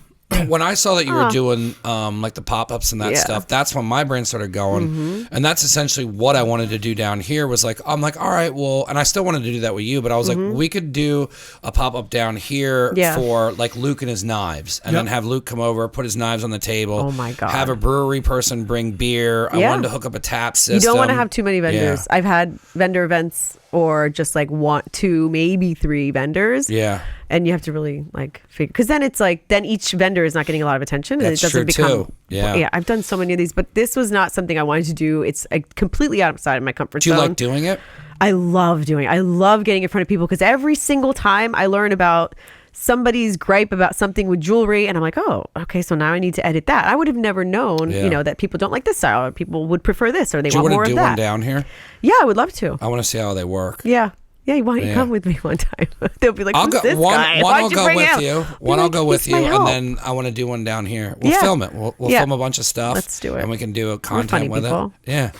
Because I want to see how they work, because I think it would work Yeah. having like him bring his knives down here, or if like my buddy Tim, who's does the cast iron skillets, like if Yeah. they could come down here Well, I and think like what we do need like to more do- man stuff. Well, that's the thing. Like, And then just play have on the beer. idea that men don't have these Yeah. parties, and so now we're gonna have one where you can bring your husband. The one- yeah, He's the gonna one- be over there. Maybe we have like Yeah. a big black curtain. Well, they said the one I heard about that Men they to were the doing, right, they were women to traveling the left. around. It was like all like the Man Grate. It was like huge spatulas. It was always just, it had always something to do with cooking and Yeah. smoking food. And Yeah, Carlos would just want to eat that food. He hates to cook. well, that's when they bring food and they cook Yeah, he everything, would and then just you get hooked. like that part. Yeah. Yeah. I forget what it was called though. I forget the main thing, but yeah. We'll come The up Man with a Grate theme came for out it. of that. So you do like you said you get like house calls to set up at, So like, or like salons as well, right? so businesses are tougher because people are just coming in and out. Yeah. But as I'm building my name, people will walk in and out of a business and say, "Oh, I've heard of you," and that's the coolest feeling in the world. Because still, Dude. I'm like you know about Dude, this? I was in therapy and I was talking about something with Josh, and I said it was something about Carlos doing my website, and I said, yeah, my buddy Carlos. I said, I said he runs his wife's stuff, and I said her name's Rahmieneh, and she goes, Rahmieneh. Shut up. And she knew who You're you a were. therapist? Yeah, Can you tell me who your therapist I will is? after the show. Oh my god. Yeah, that's weird. But we just started. I just started laughing, and I was my like, Rahmieneh, and she's just like, I think the earrings she had on. She's like, these are from her, and she's just like, I get stuff from her, and she's like a subscriber. Oh my god. It was Oh, funny. this is interesting. Yeah. Way the worlds can collide. Yeah, but like you're known. Yeah, that's cool. It's neat. I was at a trunk show, pop-up social, whatever. I don't even know what to call them, in May. And I heard this woman like buzzing around. I didn't know who she was. And all of a sudden, all her friends were coming around. She was like, I know this girl. And I'm like, who? This lady was like a little bit older, a lot older. And I'm like, this lady, I don't know how I would ever know this woman. So I walked over and I was like, hi, can I help you? Like, what are you looking at? What can we talk about? And she's like, I know you. I bought earrings from you and I lost my one pair and they were my favorite earrings I've ever owned. I'm like, really? Like, this is amazing. And I remembered where I met her. I remember meeting her at a salon at a small business Saturday. And I'm like, Nancy. And she's like, yeah, you remember? I'm like, yeah, you have the daughter in DC and the whatever. She's like, how do you remember that? I'm like, I don't know. You just like equate weird things with situations. And so and she's like, do you remember what earrings I bought? I'm like, no. I'm like, when you go home, take a picture of that one pair, because she still had the other one, and text it to me. Here's my number. Why am I telling you this story? I don't remember. And so she did, and I was able to, it took me 2 weeks, and I was able to find the other one. So I surprised her and sent it to her in the mail. Oh, that's cool. Yeah. And I was like, that's why I like going to these things. Like, that's a cool interaction to have with somebody that you're not going to have if you're just selling shit online. Yeah, and I think it's important, and sometimes I forget where people want to come here to pick up their T-shirts. Do you let them? Yeah. That's awesome. What They need to come here. I'll offer a pre-order, and then I'll offer, if they want to pick it up, they can save on shipping. and then because I would be like sending shit to people in Nazareth, and I'm in Nazareth. Yeah, I know. So then there's people. I mean, it gets difficult at times. It's going to be a lot different now with having my schedule wide open. But I always forget that like people want to come down and talk to me. Yeah, and I'm just like and stressed really and like being like, cool. oh. You know, because you stress out thinking about them coming. And well, sometimes about them coming, but other times it's just life in general. And then they're excited. Yeah. It's weird being on the other end of it because I put myself out there, and I don't know how you are with it, but it's like I'll put stuff up on Insta Story, and then I won't even remember, and then I'll run into somebody and be like, "Yo, that thing that you put up the other day, or when you said this on there, I was showing it to my kids." And I I'm know. like, "You show your kids my Insta Story?" Yeah. Well, we out to eat, and the server's like, we were just out to eat, and she walked up to me, and she's like, "How are you?" I'm like, "Good." She's like, "Oh, how was your show last night?" I was like, "What are you talking about?" I'm like, "Where was I last night?" I was at a thing and someone was like, "Oh, we don't know each other, but I follow you." And I was just so like, funny. "Oh, like to my car? What are you talking about?" Why are you following me, weirdo? And she was just like, "No, on your Insta Story." And then I immediately feel dumb because then I just go back to like all this stuff that I'm like, what were you like pretending? Do you ever delete your Insta Stories? If I'm out, I only do it when if I'm totally coherent and I put it out there, it's out there. And sometimes I'll be like, I don't know, or I feel really dumb about what I said. But like, there's been a couple times, and one time I was with him, and I was just bombed. And then I woke up and I was like, ooh, material. I guess I shouldn't have been After screaming. 1,000 people saw it. Screaming, screw you, Brian Jandrew. You can always scream. Yeah. Or like sometimes at the townhouse, like the last time I went out, like I was like, I'm like, because sometimes I'll wake up and I'll be like, I hope I couldn't figure out Insta Story. And then the last time I did, and then I was just like, sometimes I'll record people when I'm drunk and they're drunk, and then I don't know how they feel about them. I put myself in their shoes, and I'm like, I definitely wouldn't want to look like that, so I'll delete it that way. Yeah, so you don't care about the content, you care about the people. Yeah, for the most part. Person. Or sometimes I'm just like, man, you are definitely bombed out of your gourd and shouldn't have been talking on your Insta Story. How was that transitioning into having followers and all that with Instagram? So I didn't want to be Instagram heavy. I didn't want to do a lot of that. And I remember, love Instagram. I know now. I mean, I do love it. It's the easiest one to use. It is, and it really gets you a lot of exposure. Everybody's into it. Like, it's really popular right now.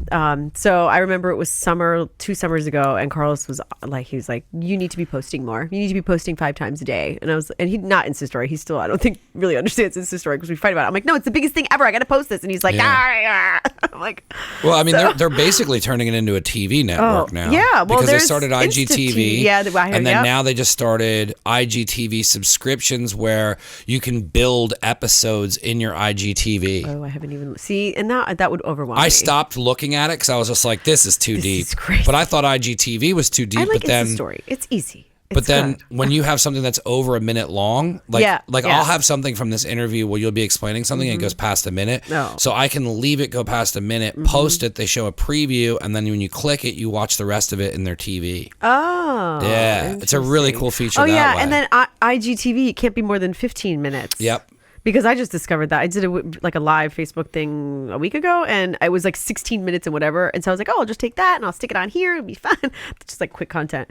And it wouldn't let me upload. So I just chopped off last minute. I probably was like, and then. Well, I get like that's the hardest thing is fitting like the promos and stuff in a minute. But then with the IGTV, it's that. How much of a tool has social media been to growing your network completely? Everything.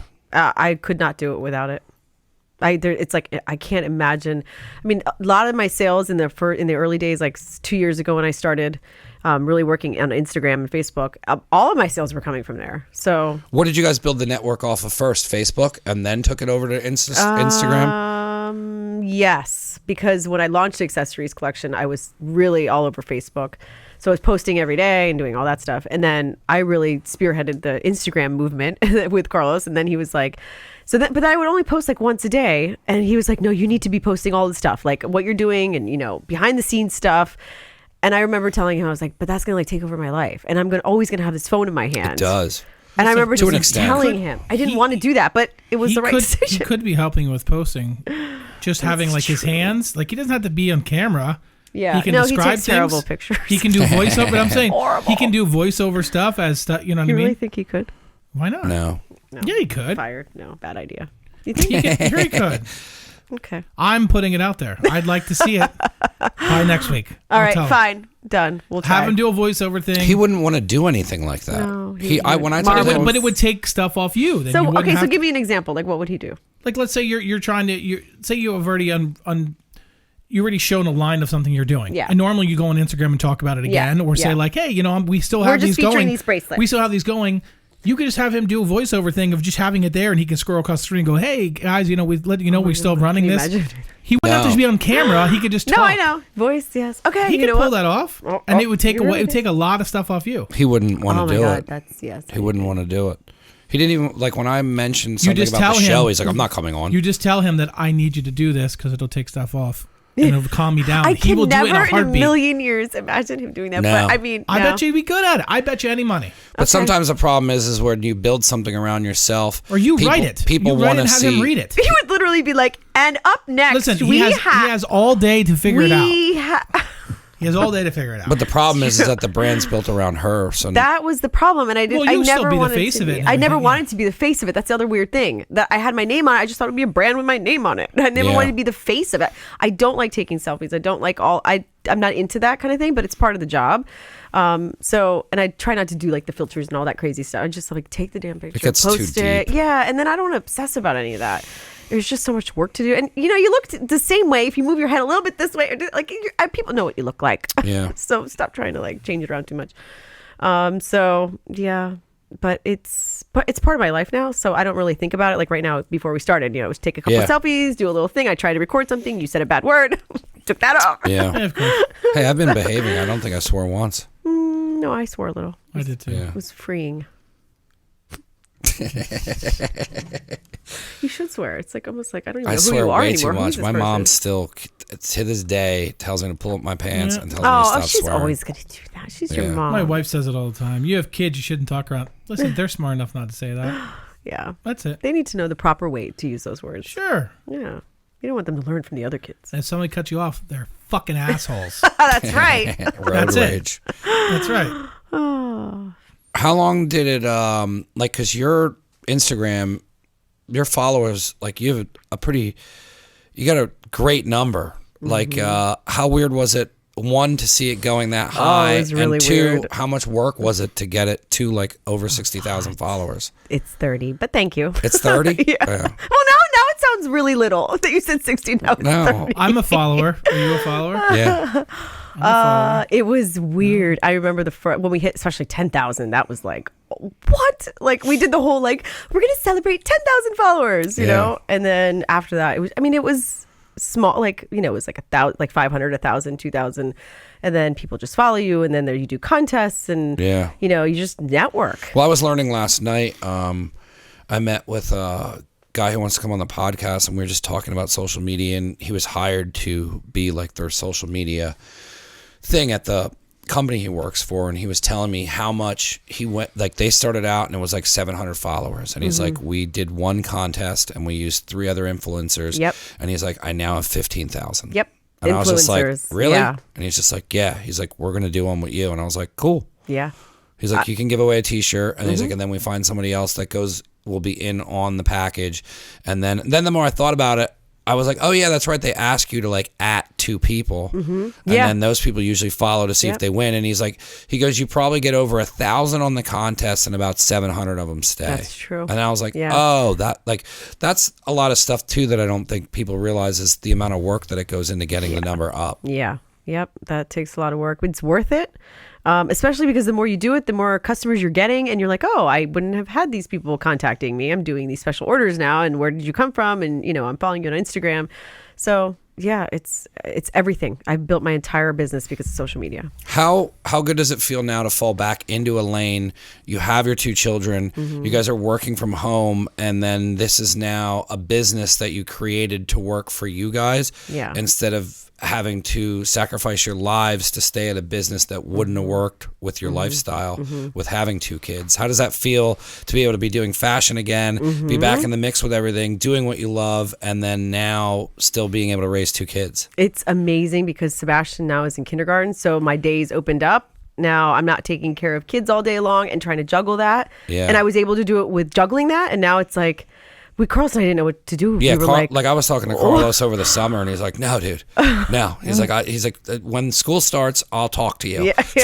Yeah, it's a lot, and we want to give them. We choose that. Like we chose that we wanted to give them everything. They only have one childhood, so we were like, we're just, there's no amount of money that would have taken us away from them. Maybe like a couple million would have been nice, like $25. Yeah. But and so we were like, okay, we're almost at the finish line, and then he went to kindergarten, and now we're just like, we can do whatever we want. Yeah. But that like 8:30 to 3:30 time slot, it goes fast. Yeah, and you're actually like working. Yeah, it's like solid work. You're not stopping and filling up juice or whatever, and then they come home and then they've got homework, and now it's like juggling, and they know that when they come home we're still doing our stuff. Like Carlos is like, okay, hi, you're cute, you're nice, tell me about your day. Okay, I gotta go back downstairs. So we still juggle that, but it's definitely a lot easier. And then now, like this time of year is all my pop-ups, so I'm out and about a lot, and so it's good. Explain to anyone who is interested on like going onto your website, like if you're looking for somebody who wants to purchase something, like what would be the process of going through a purchase with you? So it's just like any other website. You go on the website. I just said website a lot. That was annoying. You go on and you scroll through, decide what you want to purchase. You want earrings, bracelets, and stuff like that. But the best way, honestly, most people don't know what they want. They don't know, like they just like, oh, this is a cool website. I think I need some accessories. If you go on Instagram, honestly, and just contact me, there's so much more inventory that's not up online. And I will just work directly with the people. I love to personally style people. Oftentimes they're like, oh, I'm just going to buy this bracelet, this pair of earrings, and it's not really going to match, and they don't really know what they're doing, and they're never going to come back. But once we form that relationship. Do you think you'll offer that as a feature off the website eventually? Maybe, but it's like, I don't know. I don't know how to organize that. I think it adds a little extra if you just do it. Yeah. On your yourself. Yeah. It's fun to if you contact make it a people forced thing that you have to do like a spec, that takes the. Yeah, that's true. And that ultimately means like I'm not going to be a household name. Like the other businesses I had, like Recycle Your Fashions could have been a household name at one point. But this is one of those things, and I'm okay with that. Like every business I had, I wanted it to be like a monstrosity. Like Velvet, I wanted to open 50 stores in 10 years. That was my goal, our goal. And but this is the first business where I'm like, I just love this, and I want to work with people one-on-one, and that I'm okay with that. Yeah. Yeah. So it can't be a household name. I can't work with everybody. I can't style everybody across the country. It's like impossible. So. But I love when people reach out and they're like, oh, I really like this. And I'm like, oh, that's great, but let's look at this. And what's funny is my therapist asked me, she's like, do you think she's actually talking to me? Shut up. She did not. You're such a liar. I've talked to your therapist before. Look, I'm going to bring this up in therapy, and she's going to be so thrilled because I didn't know the answer to her question. Oh, my God. She said, I messaged her, and she just messaged me back like 5 minutes ago. She goes, do you think that's her? And I go, I don't know. It's either her or her husband. No, I said it's never one of the two. He'd be like, get those earrings. And then she goes, great. Get 10 of them. She goes, you know what? She goes, you know what? She goes, maybe it's an automated thing. Oh, and I go, shut up. I swear to God. I swear to God. People think that. I swear to God. So she started getting a little bummed, and then I was, because then she was like, oh, well, maybe it isn't Rahmieneh. Like she was, but to see the expression of how she was when she thought she was interacting directly with you, because she was like, it's Rahmieneh. Oh my God. And then when she was just like, oh, this might be a bot. So yeah, no. Sarah, that was her. Yeah. But that's crazy that you interact. But that's important, though. But when people contact me, I'm just like, hey, what's up? Not that I'm on a level of what you're doing, but like the other thing, like somebody hit me up there like, hey, I want to come down to the store, and what do you have in XL? And then I went back to remembering how you guys did things, because I was such a lost sheep at that point in my life. When you worked for us at Velvet. Yes, but I was paying attention to what you guys were doing. I know you were paying attention. I remember that. You were always like, I'll get you a dressing room. So this kid's like, hey, man, I want to come down. What do you have in XL? And I was like, you know what? I'm going to pull all my XLs. I'm going to put them over on that rack. Yep. And then I was just like, and then when you come down, you can see what they are. Oh, my God. He never came down to get anything. No. Follow up. Prank caller. Did you follow up? I did. He asked me to oh, God. like come where he was or something. I'll be his schedules. Keep following up. Yeah.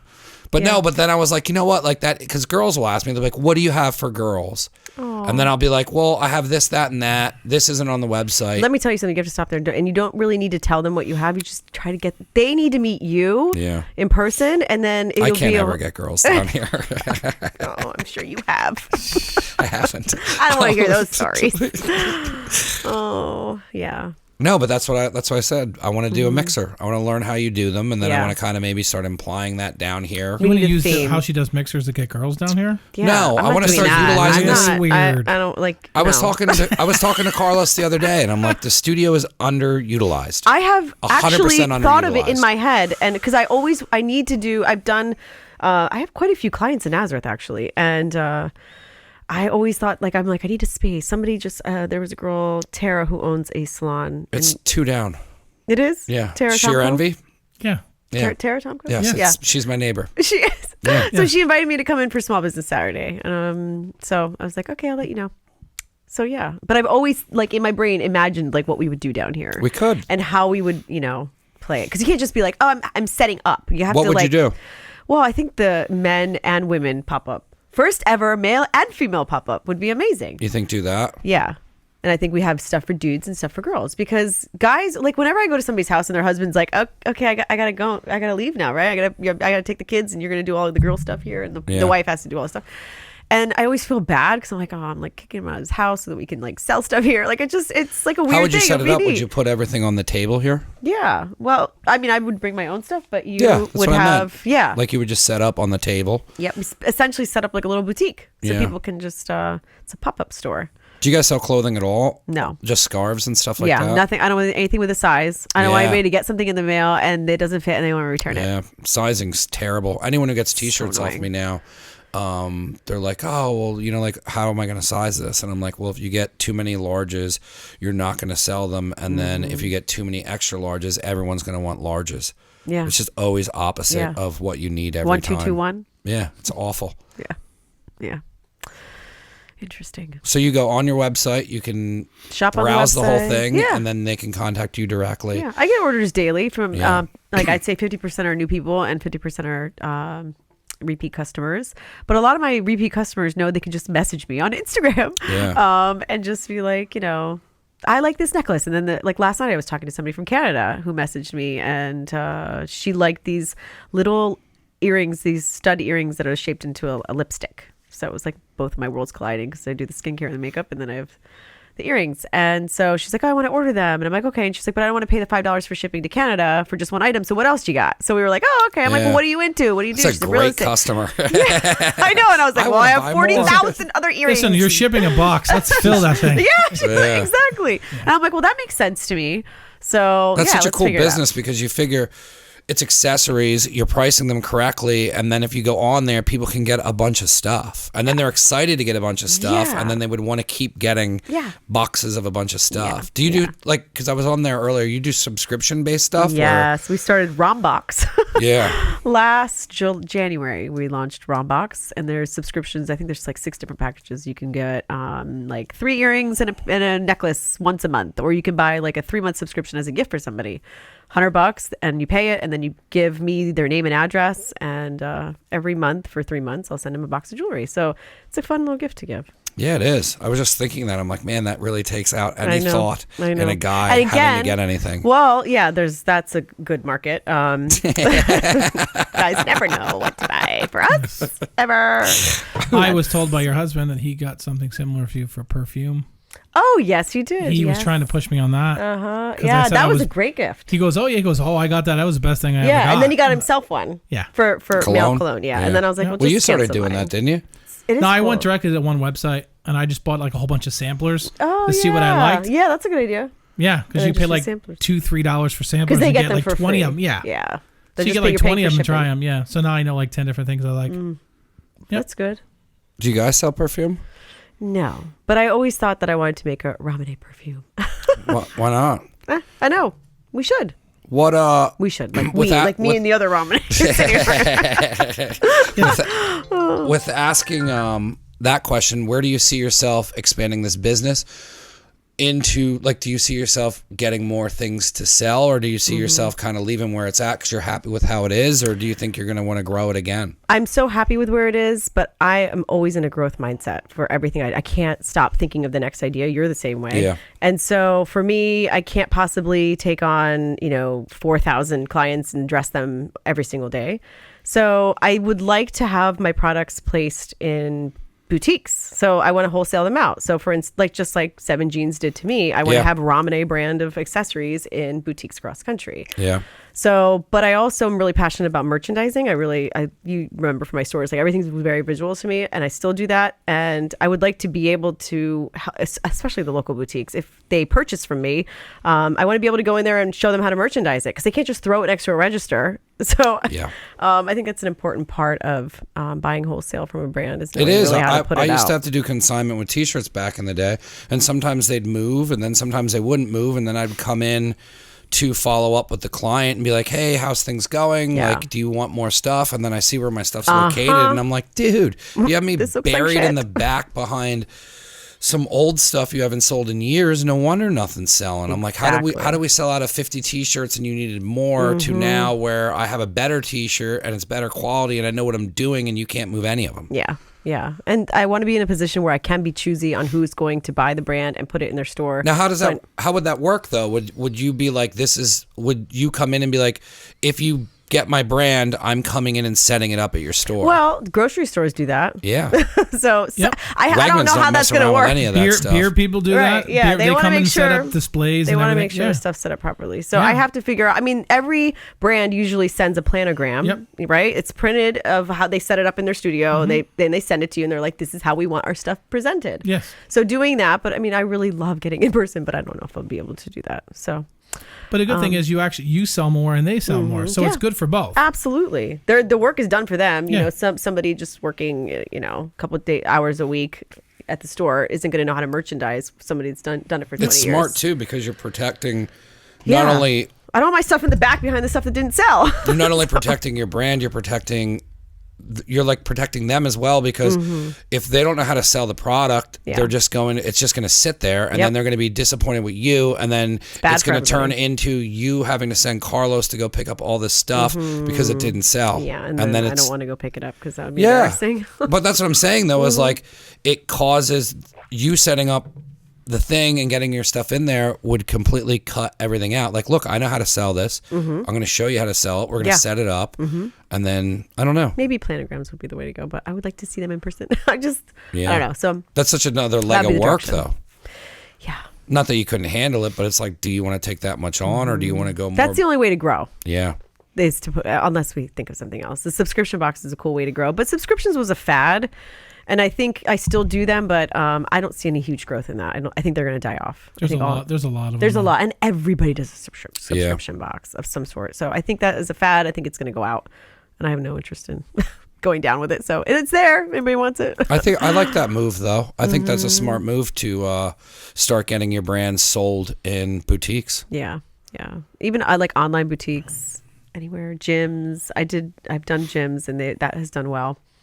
So like knowing the customer, not a gym like where I went bar 3, like where it was a 60-minute class and everybody came out at the same time. So 30 would come out, and then there's always apparel and like workout gear. And then you go to check out or check in to your class. There's a little table there, and there's a little bracelet, and there's a little trinket, and women like things that are shiny. And they're like, oh, I deserve this. $20, thank you. So, it's an easy impulse purchase. I think what you've done. Wheels are turning. It's They funny are. watching the smoke come out of your head. It's really funny. I told you I do everything off the cuff. I have general outlines, but it's just what's crazy is now when I just start talking to like a coworker or just somebody I run into, I start interviewing them. But I see like. It makes me better at talking to people because a lot of times when I was younger, I might have just threw some jokes out and stuff. But there was a girl the other day and she was like, oh, I do this. And I was like, well, why do you do that? And then I started asking questions like I would interviewing. But I found out so much information about her I would never know. Yeah. It's interesting. The older we get, I feel like we also engage with people more. And we If I want ask to. questions. Well, that's true. Some people are just annoying. Like, get away from me. I want to thank you for coming on, and you have to know this, but like what you guys have done repeatedly over and over and over to keep being at a successful level and to keep running multiple businesses and then keeping them around who you are as a person, not losing yourself in it, and then constantly building off of things that you've learned in the past is remarkable. I think there's a lot of people who wouldn't have gotten as far as you have. I think there's people who would have given up.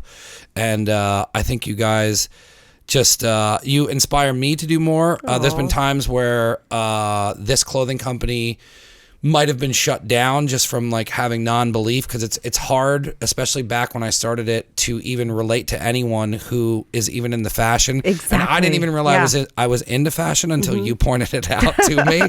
But you've definitely helped me grow this business by just watching what you guys do. Oh my gosh, thanks. Together. And you've also just been an amazing friend. Yeah, I love you. I We've love you. always been close. You've definitely been through a That lot means of a the lot. awful times in my life. Yeah. And you've been there That's what for we're there for. the best times as well.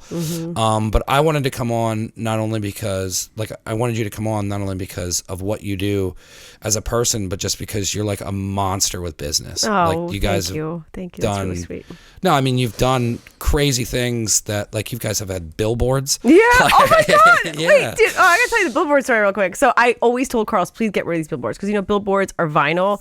So when we closed our stores, they actually delivered the vinyl to our house, because it's all folded up and you can't pick it up. It's, I mean, how many pounds do you think that is? It's heavy. Yeah, it's a lot. And so we dragged it, we stuck it in the corner of the garage, and I was like, Carlos, get rid of the velvet vinyl. Like, we don't need a billboard in our garage. And he's still got the signs, the big, huge, crazy things.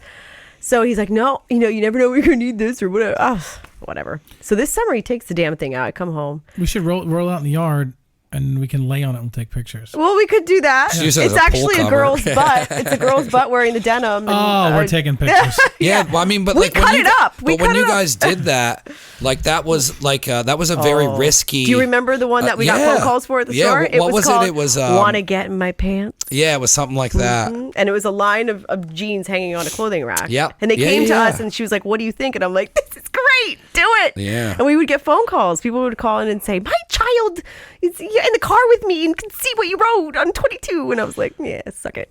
But that's what I'm saying is like Good- part of bad the press is reason, good like, press. that's the stuff I see where it's like you guys took so many chances and so many risks that either a lot of people wouldn't, but like to just have your pulse, like your finger on the pulse like that, and to be like, you know what? Yeah, let's do it. Let's get like now fun. now people try and do stuff like that that's unauthentic just to get a reaction yeah. from people. Yeah. There Yeah. wasn't like trending back then. Can you imagine if we had Instagram back then? Yeah, I look at how my business would be. Well, first of all, I'm glad that I Well, did not have You'd be Instagram in during big problems. drinking from 13. It's not good. Big. No, or I probably could have went viral a couple times. You know what I mean? Just Good or bad, yes. yep. This guy can drink a whole Oh, so- boot of beer. My vinyl story. Yeah, you cut it up. I come home and Carlos has it all opened up in the yard. It's summertime, and I'm like, "What are you doing?" He took it, and the back of it's white, so he's like, "No, this is made to like reflect light in a certain way because it's made out of whatever." And he put two pieces of PVC piping on the sides, created like a big square, Like a frame, yeah. a frame, and covered the white side of it so it was facing out, and puts it in the backyard and makes a movie theater. Oh wow! Yeah. So I was like, "Oh my god, this is so embarrassing." Yeah. Can you do you just hate buy? all of his Oh inventions? my god, you have no idea. Like, No, I do. That's what should be on my Insta List story. your top 3 inventions you hate that he's made and has in the house. Oh my gosh. Oh my god. They're probably horrible. That's the number one. That was the worst because it also like draped down a little bit. He's like, it's fine. It works great. Yeah. I think it's lovely. He builds things and then they don't quite go right, like in the backyard. What did he do? Oh my god! Oh, he built a pool raft holder out of PVC piping. Did you see it? No. Oh, it's so ugly. It's so embarrassing. I gotta start taking Do you pictures eventually of it. just throw the stuff out? Oh yeah. Yeah, he has right now. He has a pair of shoes that were handed by somebody horrible, and they're like turquoise blue with like neon green O on the side or a Q on the side, and they're like ratty, and he wears them. I'm like, oh my god, I we're remember. such opposites. So they just have to go missing, and you go, I don't know what happened to them. Yeah, totally. And they're in the Like garbage. man tanks. We Like, were at Josh's, and Josh didn't have a radio, like a Bluetooth radio. And he's like, oh, we can make one. So he took his phone and then like cut up a Coke can. Oh no, and then, he like, did that. Then he like put it in a bowl and then like it like amplifies. it does, it works. A little. But then Josh was just like, what the fuck are you doing? And then MacGyver. And then I made him go with me. I'm like, we're going to Best Buy and just buying a speaker. He's like, whatever, the Coke can worked. And I'm like, I'll give it to you that it worked. No, it sounds like shit. But he does that all the time. Yeah. He actually will just take it and put it in a cup at a party, and he's like, look, music. And I'm like, no, I did not bring this guy. No, he built a cart for all of us to take to the beach. And it got PVC piping. I swear, this guy should be like banned from. You probably got a deal on it. Yeah, seriously. Probably found it on Facebook Marketplace. Does it work? It kind of works. So I already just see him yelling. Oh my God. Yelling, no, it'll work. It'll work. It'll work. 100%. And then, we get to the sand and he's like, no, it's great. And he's like trying to drag it on the sand. And I'm like, me and the kids are like, oh my God, this is so embarrassing. It's horrible. I wanted to beat him up a little bit in the podcast. Yeah. We've done well. Where can anyone find all your stuff? Like, give me your website, your social media, anywhere to find. Rahmieneh. 9 letters. 9 letters. Rahmieneh.com. Rahmieneh.com. Instagram is Rahmieneh. Facebook is Rahmieneh. It's just. Yeah, that must have been so easy to just take all that over. Yeah, it was awesome. Yeah. So, all my life I had this impossible name. Still nobody can say it. Your therapist probably didn't know how to say it until you brought it up. She's probably like, why don't you spell it? Spell it. R-A-H-M. Do you know how to spell it? No. I don't know how to spell Rahmieneh. That's your ass. It's Rahmieneh. No, I wouldn't have got any of that. Yeah. He might have got closer. So it's that at wherever. .com. Yeah. Instagram, Facebook. It should probably come up as soon as you put it in. Yep. So, ladies, if you want any of this stuff, check it out. And guys, we'll be doing I can't wait till he is forced to come with his wife to this dual mixer. So fun. I'll just send her. And actually, we should do it during the holidays, and then we should have everybody switch, so they have to buy a gift from the other side for the holidays. Nope.